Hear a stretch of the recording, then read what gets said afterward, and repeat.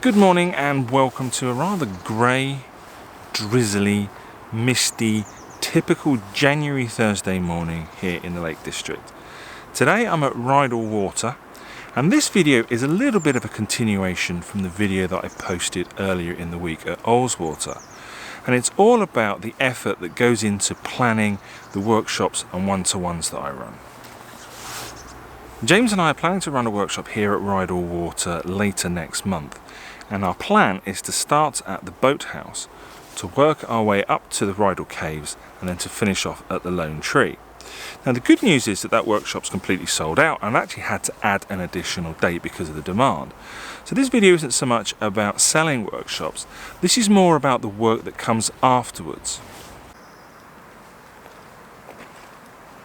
I'm starting today on the path that runs above Rydal Water leading up to the caves, and from here you get a fantastic view of Rydal Water, and there's this lovely little bench here that makes a wonderful foreground interest.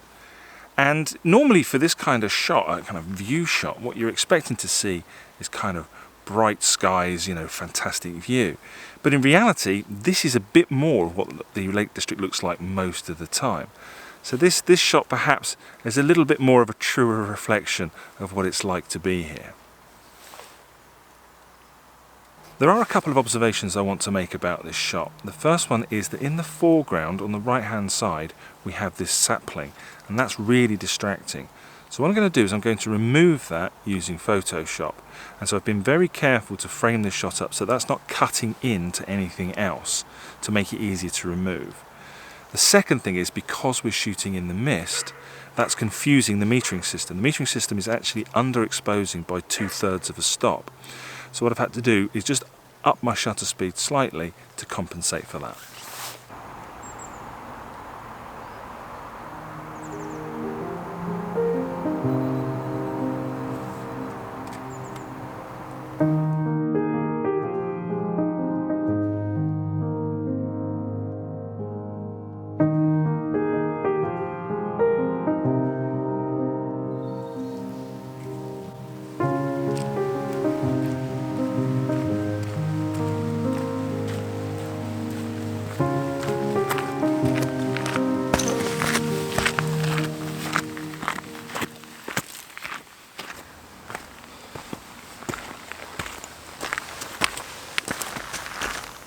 So here I am at the entrance of the caves, and before I go in I just want to explain a little bit about what I'm doing here today.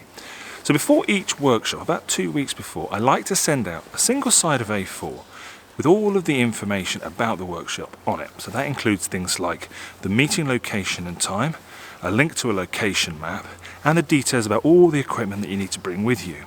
And at the bottom of that I like to include 4 images to give people an idea of the compositions that they can shoot when they're on the workshop. Now for this one I have images of the boathouse and I have images of the Lone Tree on my shop, so they'll do. I was looking back through my archives for one of the cave, and then an idea struck me, and I thought rather than using one of those I would come out and get a shot of the cave and bring you along with me.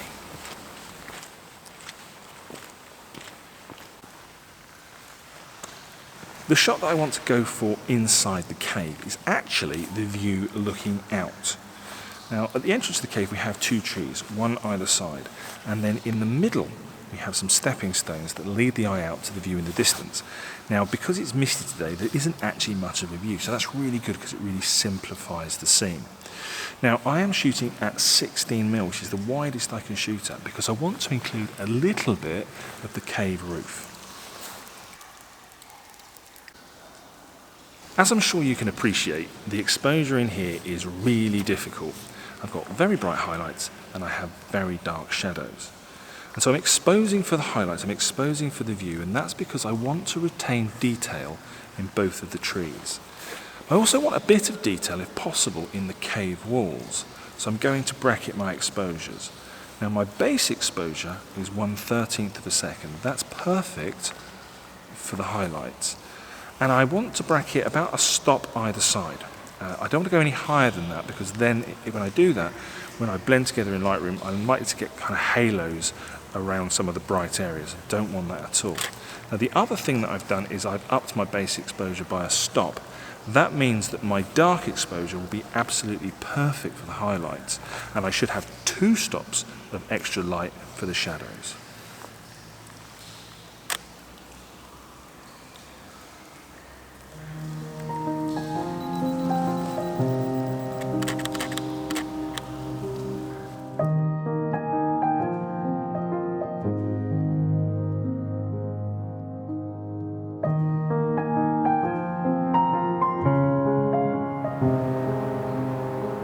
I hope that this video and the one that I published earlier in the week give you some idea as to the amount of effort that goes into preparing these workshops.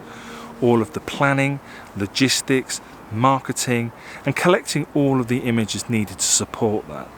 And this is just a 4-hour workshop on a Saturday morning. Imagine the amount of effort that goes into one of Tom Heaton's workshops. And remember, at this point, I haven't made a penny. But anyway, for me today, the work is done. And so I've now got a little bit of time to concentrate on my own photography. And I think I'm going to have a little play with this mist.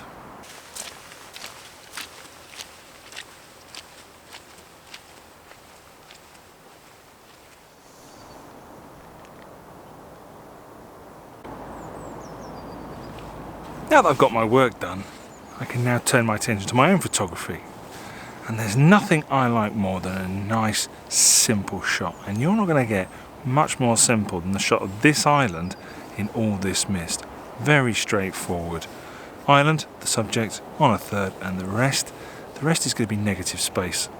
Now, the only problem with this shot, in order for it to work, I've got to try and get an extra bit of contrast in there so that the island really stands out. And so that's going to be just a little complication with this shot.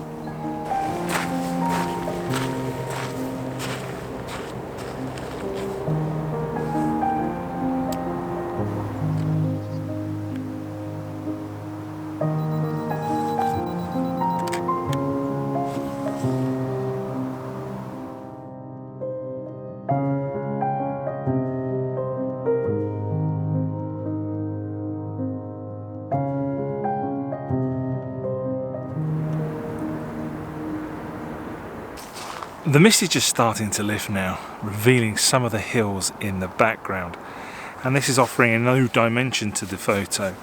And the only thing that I've got that's really tricky about this shot is timing it so that there aren't any vans running up and down the A591.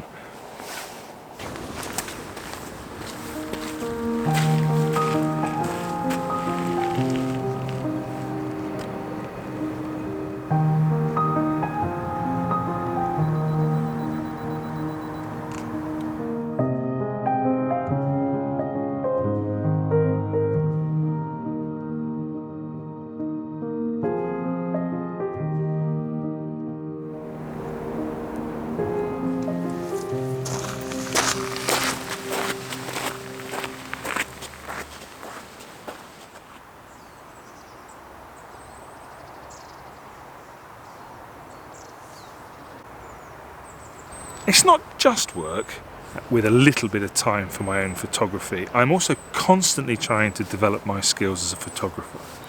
And so to finish off today, I've come into this wood and I've been exploring this old dead tree. Now, a good friend of mine has challenged me to do a video about intimate landscape photography. And so I've come up here and I've been practicing my intimate compositions. And so I'm going to leave you today with some of my practice shots.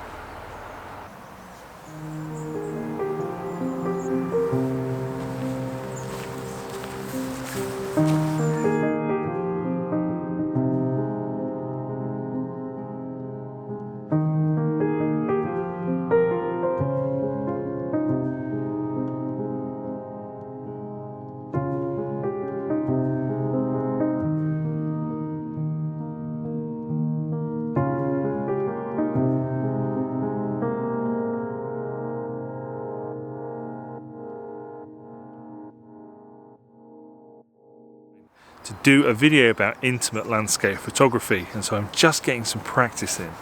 So today I'm going to leave you with some of my practice shots. I've spat all over the camera.